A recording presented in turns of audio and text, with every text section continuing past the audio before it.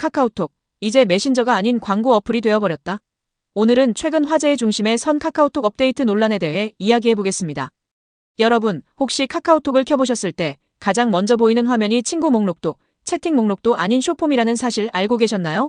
네, 바로 이번 업데이트의 핵심이자 가장 큰 논란거리입니다. 메신저 앱에 들어왔는데 광고와 영상 콘텐츠부터 마주하게 되는 기이한 상황. 많은 이용자들이 카톡이 더 이상 메신저가 아니다. 이제는 광고 플랫폼이다라며 분노하고 있습니다. 어느 이용자는 이렇게 말했습니다. 살면서 이런 리뷰 처음 남긴다. 이딴 걸 기획하고 승인한 사람들 사회악이다. 앱이 더 복잡해졌다. 이런 감각으로 일하는 건 말이 안 된다. 모두를 위해 은퇴를 권한다. 굉장히 강한 표현이지만 이용자들의 분노가 그만큼 크다는 뜻이겠죠. 그런데 사실 카카오톡은 처음부터 이런 앱이 아니었습니다.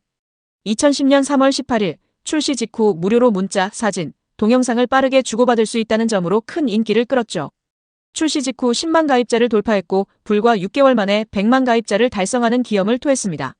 메신저 본연의 기능, 바로 그 단순함과 편리함이 카카오톡의 가장 큰 무기였습니다. 그런데 13년 전 카카오톡은 공식적으로 이런 공지를 낸 적이 있습니다. 카카오톡에 광고 넣을 공간도 없고 쿨하지도 않고 예쁘지도 않다.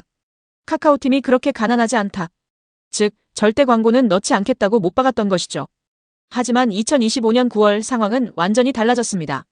이전에도 교묘하게 광고를 친구 목록 등에 끼워 넣기도 했죠. 카카오톡은 결국 광고를 중심으로 한 앱으로 변신해버린 겁니다. 돈 떨어졌나 봅니다. 이번 업데이트는 일반인들만의 문제가 아닌 듯합니다.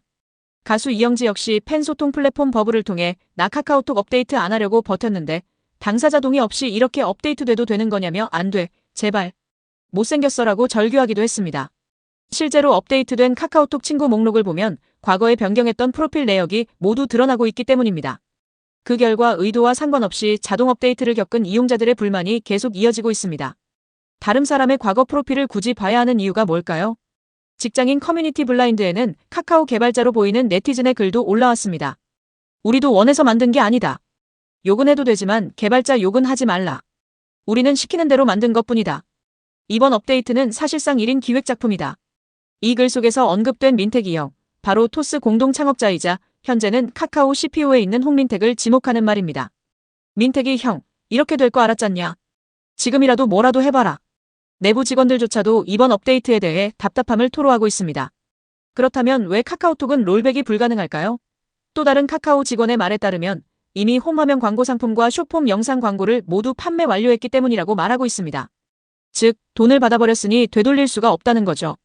이런 이용자들의 불만 때문인 것인지 이날 카카오 주가는 59,300원에 마감이 되며 카카오톡 업데이트 소식이 전해진 날로부터 현재까지 12% 하락한 셈입니다. 여러분, 카톡은 이제 메신저도 아니고 SNS도 아닌 정체불명의 앱이 되어버렸습니다.